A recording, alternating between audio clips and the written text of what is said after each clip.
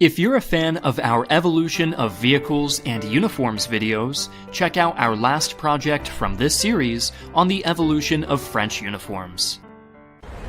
During the early stages of the Great War, aerial combat was a haphazard, improvised affair that started out with rival pilots trading potshots with rifles and service revolvers. These were quickly replaced by machine guns mounted on rails and turrets, but these weapons were unable to fire directly forwards without destroying the propeller of the plane carrying them. Enter the Fokker-Eindecker in 1915. An otherwise unremarkable monoplane turned terror of the skies via the introduction of a cowl-mounted 7.92mm machine gun with a trigger mechanism synchronized with the rotation of the propeller.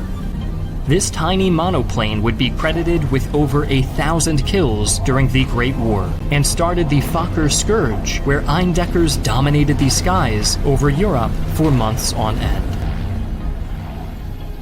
By early 1916, Entente biplanes with their own synchronized guns were emerging to put an end to the Fokker Scourge. This allowed the Albatros company to step in and pick up the slack with their Albatros D series, which featured improved aerodynamic fuselages and twin machine guns. Hundreds were produced, with the design being incrementally improved right up until the end of the war. It was in this aircraft that Manfred von Richthofen earned the title of Red Baron, and was the first one to sport his signature scarlet color scheme. While the Eindecker was a crude design with a single innovation, Fokker's own D4 biplane was a cutting-edge machine that raced off the production line after testing by the Red Baron himself. Although only used for 10 months before the end of the war, the D4 amassed such a reputation that the Entente powers demanded the entire surviving stock as war prizes after the armistice. Surprisingly enough, the Red Baron himself did not fly a Fokker D4 during the remainder of the war, but instead used a Fokker DR-1 triplane as his personal aircraft. With its triple-wing arrangement, the Dreidecker could outturn and outclimb most contemporary opponents, but was inferior in many other aspects due to the added drag and extra mass of the third wing. Between 1914 and 1916, Germany made extensive use of its large Zeppelin fleet to conduct aerial reconnaissance and strategic bombing raids across the English Channel. Contrary to popular perception, Zeppelins were virtually immune to conventional ammunition and often limped home with gas bags perforated by thousands of rounds. This all changed with the introduction of incendiary bullets, turning the entire remaining fleet into floating target practice for the Entente. To replace its now obsolete Zeppelins, the Central Powers invested in the first long-range bombers, produced primarily by the Gotha Company. Carrying 1,500 pounds of ordnance, the Gotha series was the flying fortress of the biplane era, easily able to defend itself with up to 3 turret-mounted machine guns. In 1934, the German Air Ministry embarked on a program to replace its fleet of aging biplanes with a modernized, all-metal monoplane with an enclosed cockpit. German engineers Walter Rethel and Willy Messerschmitt rose to the challenge, competing against much more well-established companies to produce the Bf-109 prototype within just 1 year. The design was battle-tested in 1937 when examples were flown by the Luftwaffe Condor Legion during the Spanish Civil War, where it utterly dominated the competition despite only being armed with a pair of 7.92 machine guns. Giddy with success, Messerschmitt began a series of rapid iterations on the original design, resulting in the E, or Emil, model airframe that entered the Second World War. This model introduced the ability to carry small bombs for ground support, but also offered a huge upgrade in firepower thanks to the installation of 2 20mm cannons in the wings. By now, many fighters were resistant to light machine gun fire, with organizations like the RAF assuming a minimum of 300 rounds would be needed to down most aircraft. Meanwhile, a well-aimed 20mm high-explosive projectile could blow the wing clean off any fighter in one shot. Quickly following the Emil, 1941 saw the Friedrich variant of the 109 take flight into the skies across Europe. Fitted with a more powerful engine, a streamlined fuselage, and rounded wings, the F-Series was a superb jack-of-all-trades design, competitive with any contemporary fighter. The F-Series also removed the wing-mounted guns, replacing them with single 20mm cannon firing through the propeller hub. Still, the ever-evolving nature of war meant that newer versions just had to be produced, and in 1942, the Bf-109G, or Gustav, rolled off of the production line. The most successful and prolific version of the 109, the Gustav had an amazing 16 variants, and fought in every major theater of the war from 1942 all the way up to 1945. The final iteration on Messerschmitt's legendary design was the 109K, or Kurfürst. Only appearing after January of 1945, the Kurfürst pushed its delicate chassis to the limit, thanks to an engine capable of producing up to 2,000 horsepower. This final iteration was a match for any Allied fighter, but ultimately far too few were produced to affect the outcome of the war. The breakout success of the 109 did not discourage competition from other German manufacturers. Engineer Kurt Waldemar Tank of the Focke-wulf company quickly realized that it was pointless trying to build a similar fighter, as it would only cause competition for the limited supply of Daimler-Benz inline engines that most fighters used at the time. His prototype FW-190 instead used a radial engine that was easier to manufacture and maintain. In addition to a solid, durable airframe, the 190A1 featured two 20mm cannons and four 7.92 machine guns. After serving well during the opening stages of the war, the 190 received extensive upgrades, resulting in the fearsome A4 model commonly known as the Würger, or Butcher Bird. Now with 4 cannons, the A4 could disintegrate any Allied fighter with one click of the trigger, and was also known for its incredible roll rate, dive speed, and vertical maneuvering ability. By 1944, Allied high-altitude bombers were busy pounding German infrastructure to rubble, and the Focke-Wulf 190 was one of the airframes redesigned to counter this threat. The new D-Series replaced the radial engine with a turbocharged inline engine optimized for high-altitude flight. This gave the FW-190 a near unparalleled climb rate and service ceiling of nearly 40,000 feet or 12,000 meters. Despite its capabilities, the D-Series was soon reassigned to more standard fighter interception and even ground attack roles as the Luftwaffe began introducing jet fighters to its lineup. Towards the end of the war, many older radial-engined 190s were refitted as ground attackers, ensuring the 190 remained useful until the very end of the war. Another famous workhorse of the Third Reich was the Ju-87, a robust gull-winged aircraft fitted with dive brakes that made it one of the world's first true dive bombers. First tested in the mid-1930s, the Stuka would be deployed alongside the 109 by the Condor Legion, where it immediately excelled in its intended role. Following the outbreak of war in Europe, the Ju-87B struck morbid terror into the hearts of infantry across Poland and France thanks to its iconic sirens, but these were actually only used for a brief period of time due to the amount of drag they added to the airframe. While dozens of Ju-87 variants were made, the most interesting is the Ju-87G, also known as the Kanonenvogel, or Cannon Bird, which featured two underslung 37mm anti-tank cannons. Though horribly slow and ungainly, the improvised design was a fearsome ground attack aircraft, allowing Stuka aces like Hans-Ulrich Rudel to amass dozens of kills on the Eastern Front. While best known for the 109, Messerschmitt produced many other designs during the Second World War. Among these was the Bf-110 Zerstorer, or Destroyer, a twin-engined heavy fighter.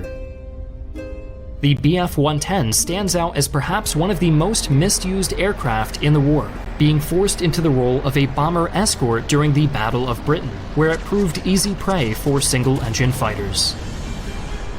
The 110 chassis did prove very adaptable, however, and during the later stages of the war, the G-series would operate as capable bomber interceptors, even mounting 37mm cannons and radar arrays for night combat. Another fascinating modification were the Schrägmusik, vertical cannons fitted in the canopies of select 110Gs. These allowed the craft to cruise directly below enemy bombers and fire up at them from much lower altitudes. Not all German aircraft needed guns to have a major impact on the battlefield. The tiny Fieseler Fi-156 Storch, or Stork, was a lightweight scout plane that performed many vital roles during the war, such as transporting commanders between sectors, spotting for artillery batteries, and even deploying paratrooper squads. With the ability to take off with less than 50 meters of runway, the 156 could operate anywhere in just about any condition. Deposed Italian dictator Benito Mussolini was rescued from the Gran Sasso mountaintop using a Stork, and captured examples were so popular with the Allies that Field Marshal Bernard Montgomery used one as a personal transport plane. The workhorse of the Luftwaffe was the simple Ju-52, a versatile cargo plane that first took flight in 1930 and would go on to outlive the Nazi cause by more than 30 years. Though sometimes armed with a few light machine guns for emergencies, the Ju-52 was more noteworthy for its unusual tri-motor engine configuration and innovative features such as the early autopilot system and rugged skin of corrugated duralumin. Hitler's personal transport was a modified J-52, and the sturdy airframe made it an ideal choice for paratrooper operations, being able to hold up to 18 soldiers and their equipment. The one critical weakness of the German Air Force lay in its total lack of heavy strategic bombers. Instead, the most common German bomber was the Heinkel 111, a pre-war design initially built as a civilian airliner, but deliberately made for easy conversion to military service. The 111 served well in massed bomber formations over Poland and France, but quickly proved inadequate during the Battle of Britain.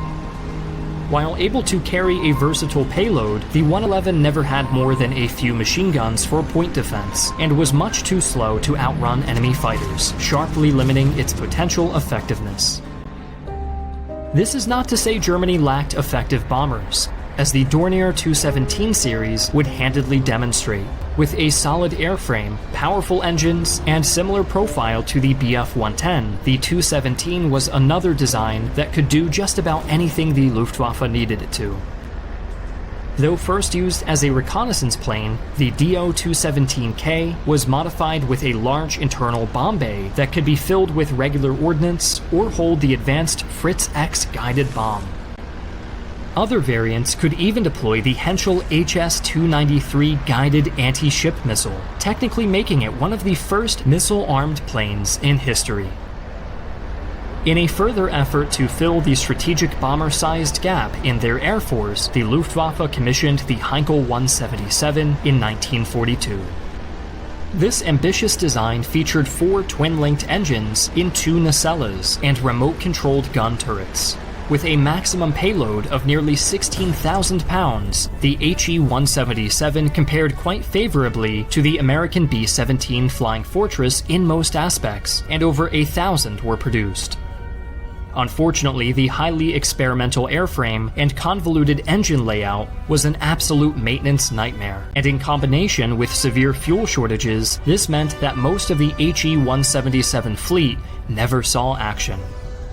As the war dragged on and the balance of power tipped against the Axis, German engineers began desperately searching for a miracle solution. Experiments with jet engines had been going on since 1942, and in mid-1944, the first ever jet fighter took flight in the form of the Me-262. Known as the Schwalbe, or Swallow, the 262A1 used two Junkers Jumo axial flow turbojet engines to reach speeds of up to 530 miles or 850 kilometers per hour.